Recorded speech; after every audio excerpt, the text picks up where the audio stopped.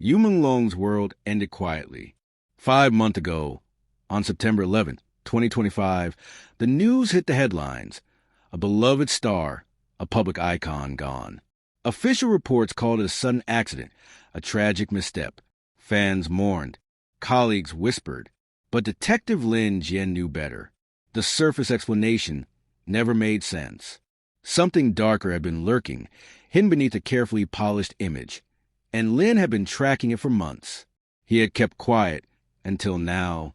People need to know how far this goes, Lin said in his first public statement. This was never just about one life. It was about control, influence, and a system that protects itself at all costs. Yu Menglong had been a star, adored and immaculate.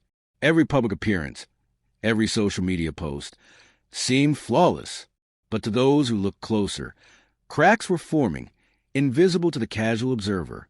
He had started asking questions, pressing for answers behind closed doors. And in that world, questions were dangerous.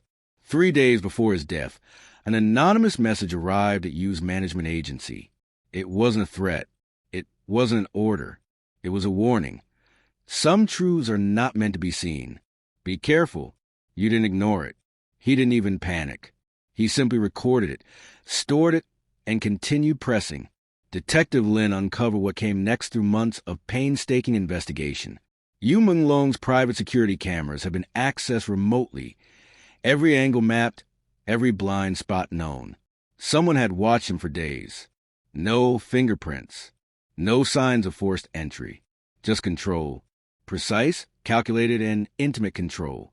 Whoever had done this knew Yu personally, knew his habits, and knew exactly how to manipulate him without leaving chaos behind. Then came the encrypted financial transfers. Small sums, untraceable origins, flowing into Yu's accounts through shadowed networks. Lin suspected they were bribes, or worse, payments for silence. But silence about what? That question led him into a labyrinth of contracts buried deep within Yu's management firm. Non-disclosure agreements stacked like walls, clauses that punished any unauthorized disclosures with legal and financial annihilation. It read less like a talent agreement and more like containment. The turning point was a recovered voice memo from Yu's private laptop. The audio was distorted, but one phrase cut through clearly. They're not protecting me. They're protecting themselves. It was Yu speaking quietly, almost resigned. He knew the danger. He knew who benefited if he stayed silent. And he knew that those same people could ensure no one else ever uncovered the truth. As Lin dug deeper, he found resignations, disappearances, and sudden departures of people closely tied to Yu. Former staff members had vanished, fled the country, or refused to speak. Those who remained offered the same cryptic line. It's handled. But no one would say by whom. The pattern was clear. A shadow network shielding itself, leaving Yu exposed. Then came the photographs. A sealed file arrived at the precinct without explanation, containing images from private events, unpublished and exclusive. Powerful executives, investors, and media moguls appeared in every frame. Yu Menglong stood in the center, uncomfortably poised, not smiling, watching, trapped in the composition. On one photo was a single handwritten note. He saw too much. Lin describes that moment as chilling. The realization hit. Yu's death wasn't random. He had become a liability to a system built on influence, secrecy, and ruthless enforcement. Lin was reassigned within weeks. The case was quietly buried, marked inactive, and the public narrative remained untouched. Tragedy, accident, personal loss. But Lin had kept his own archive, copies of recovered files, transcripts, and digital fragments. He wasn't ready to expose everything, until now. What disturbed me most, Lin said, was not that Yu was gone. It was how easily it happened, how quietly, and how many people were willing to look the other way. The final revelation arrived unexpectedly. Lin received an unmarked package containing a single audio clip. 5 seconds. Static, then a faint, familiar voice.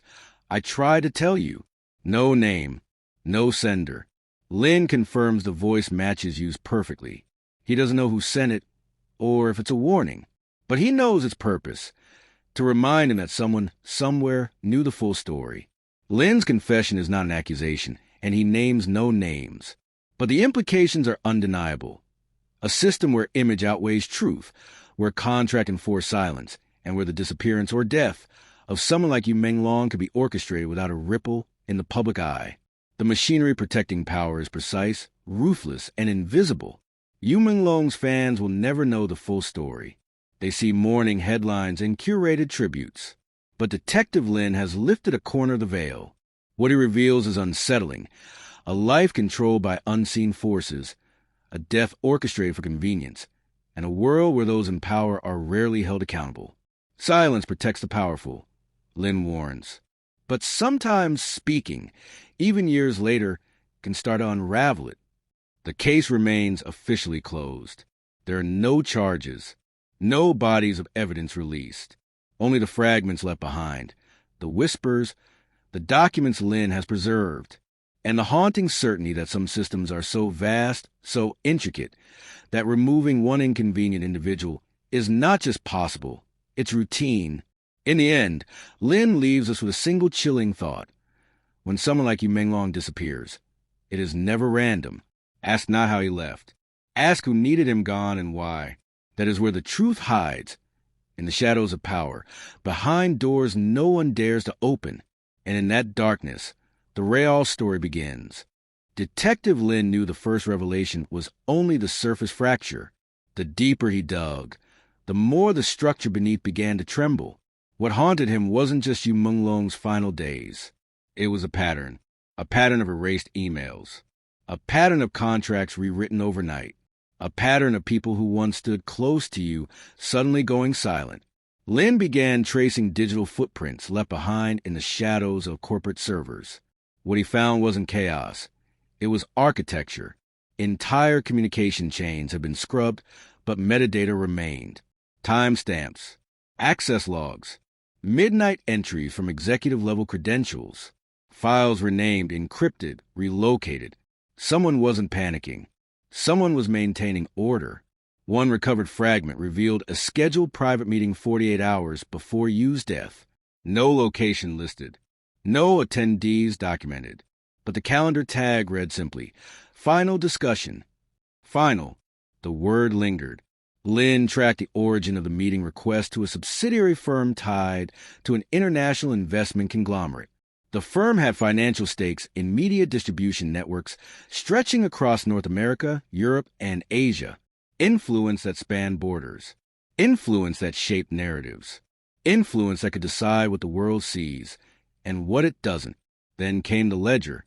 Buried within offshore accounting entries were unusual reallocations of funds immediately after September 11th, crisis management budgets, reputation stabilization contracts, emergency legal retainers activated within hours of the announcement. It was too organized to be reactive. It felt prepared. The more Lin uncovered, the clearer the picture became. Yu Menglong hadn't just been a star. He had been positioned at the intersection of power, branding, and high-level financial leverage. His image wasn't only profitable, it was strategic. And when someone strategic starts asking dangerous questions, systems move swiftly. But here is where the story shifts. Lin wasn't the only one investigating. Independent digital analysts across different countries began noticing anomalies in trending algorithms the day the news broke. Search results shifted. Keywords were redirected. Forums discussing inconsistencies were flagged and removed.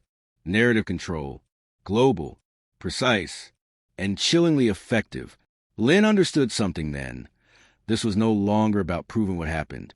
It was about understanding how power operates when exposed to risk. He released fragments of his findings through encrypted channels to journalists in the United States, investigative bloggers in the UK, digital watchdog groups across Southeast Asia, and independent reporters in Spain and Germany. Quietly, strategically, no single outlet had the full picture. But together, the fragments formed a map of influence, a map of silence, a map of who benefits when truth is diluted. And now, the world is beginning to ask questions, not just about Yu Menglong, but about the machinery behind celebrity culture, about who funds the narratives, about how easily perception can be sculpted. Because if one story can be managed as cleanly, how many others have been.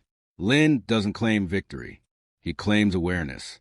The moment people stop accepting headlines at face value, he says, is the moment systems lose control. This is where you come in.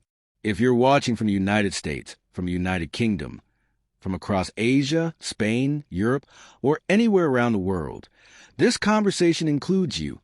Power structures do not operate within one border. Influence does not stop at one language. Truth becomes powerful when audiences demand it.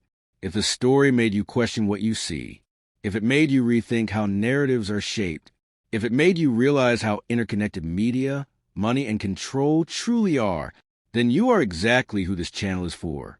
Subscribe now and become part of a global community that looks beyond headlines.